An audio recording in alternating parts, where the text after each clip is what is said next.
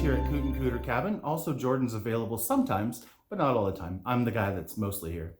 I'm here and I'm excited to tell you guys about how to make a safe stove fire to keep yourselves warm, enjoy the fire, and just have a general good time.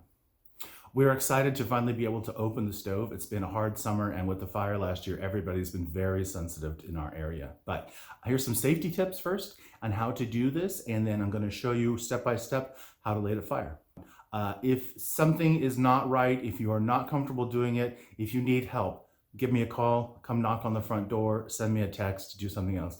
I'm very happy to come and help you. We'd like to keep you guys safe and also our home safe.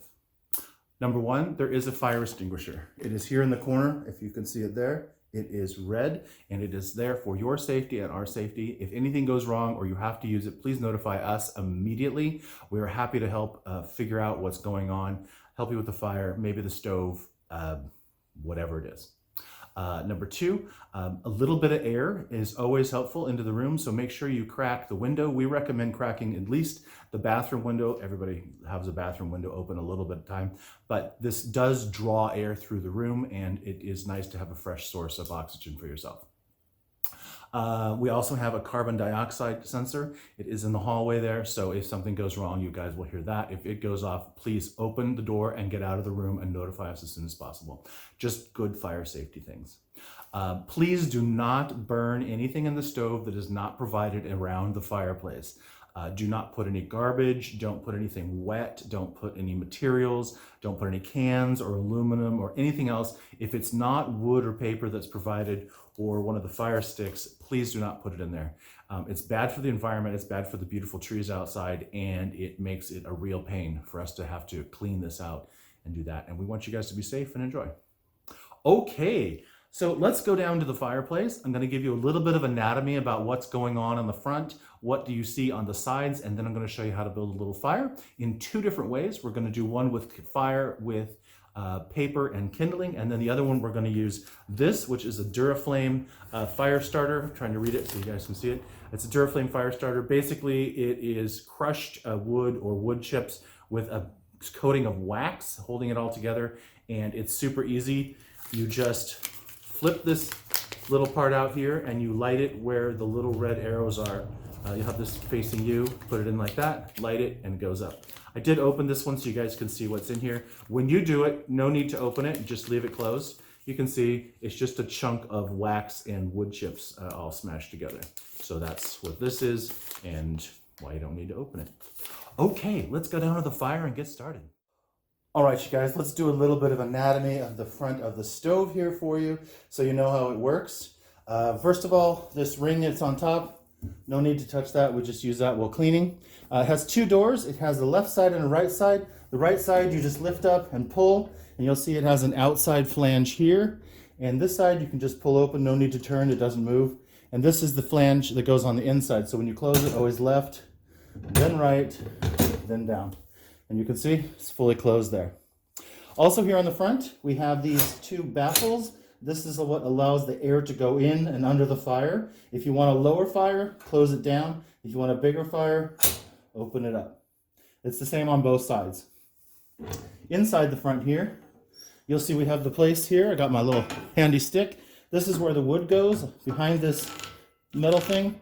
Here, below that, you're going to see a drawer. No need to do anything with that. This is where the ash goes, and we'll take care of that for you guys. See, it's super easy there. Let's go around to the other side.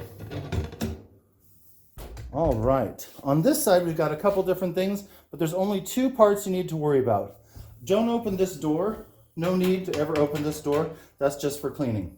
The two things you need to worry about is, number one, this is the vent at the top of the stove. This is basically what makes it go. So you always want to make sure that this is up. If this is not up, the fire will not make. Always make sure that's up. Then down here on the side, we have a baffle as well, just like on the front, except this one goes in a circle. Open is up, closed is down. If you want to make your fire smaller, just push down, or if you're going to bed at night, things like that. If you want to open it back up, just do that and the air will go in there.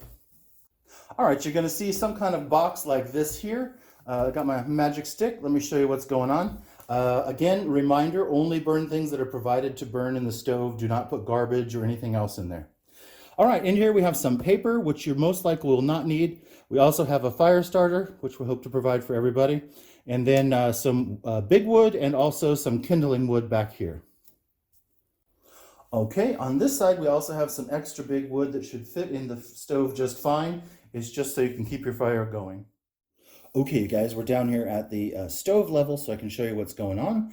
Number one, you want to make sure that both of these baffles are open. Push them towards the middle. You want to make sure you see a space here and you want to see a space here. Also, you want to make sure that the side baffle is open. So the little black knob that's right there, you want to make sure that it's up all the way. That will make sure that the holes go through and the air is getting in. You also want to make sure that this lever is up. So 3 essentials: make sure this is open, make sure that's open, and make sure this is up, because this is opening up the chimney up on the very top. Okay, just lift that and open it up. All right, you guys, here we are at the stove. Just a reminder, you don't need to move the drawer or anything else. So we have 2 types of wood for you here, usually. The first one is an oak, which usually has this white bark, and it also has a very stringy white interior. The second kind of wood we have is more of a pinky red. We call it ham because it's almost ham color, and this is called madrone. It's a very clean and hot burning wood, and we like it the best. So anyway, all you're going to do, start with a large piece in the back. For both methods, I'm going to show you both right now. Put that in the back there. And I'm going to show you 2 methods. So on the left side, I'm going to show you how to do it with paper. So I've just got some crumpled paper. Make sure you just use the paper that's in the box that's provided. Put that in there. And then you take some of the kindling, like you have here, and break it in half. And put that on the wood. And put it kind of at a diagonal so it's leaning on the wood in the back. That will provide a little bit of a stable piece for you, and as that burns, it'll light these up nicely. You can see we got the paper under the wood. Use a couple of different sizes. All right, the second method is to use the fire starter, which we have here. This is the fire starter. On the back side, you'll see there's a flap. Make sure you flip the flap up, and where the red arrows are is where you're going to light that. So you just set that down, and then you can put a piece of larger wood right on top, or a couple small ones, it doesn't matter. Try not to make a mess here. All right. And you can see that's right on it, right underneath that. There you go. It's that easy, you guys. All right. Once I've got everything in here and I'm satisfied, make sure you can close the doors. Yes, doors close. And then you're simply going to light the paper or the fire starter. For the fire starter, remember, we're going to light the bottom where it says to light it on both sides. You can see it's super easy. And then over here, we're just going to light the paper in the middle. Guys, I'm so excited. It's our first fire of the year. And then give the door closed to try to keep the smoke in. And that's it. You can see how well the fire starter is going there. It is so easy.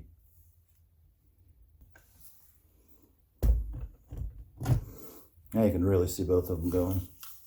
Remember to never put the fire starter anywhere close to the stove. Put it back in the box.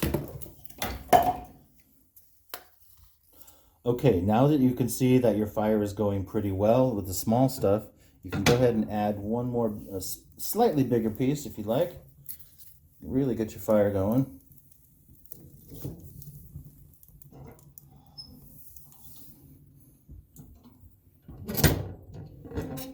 Now this stove is pretty small, and just a reminder to not overcrowd it. It doesn't like to be too crowded. So maybe 3 pieces maximum, but we only add 1 at a time when it's going, and it keeps the room nice and toasty, and you don't overcrowd it.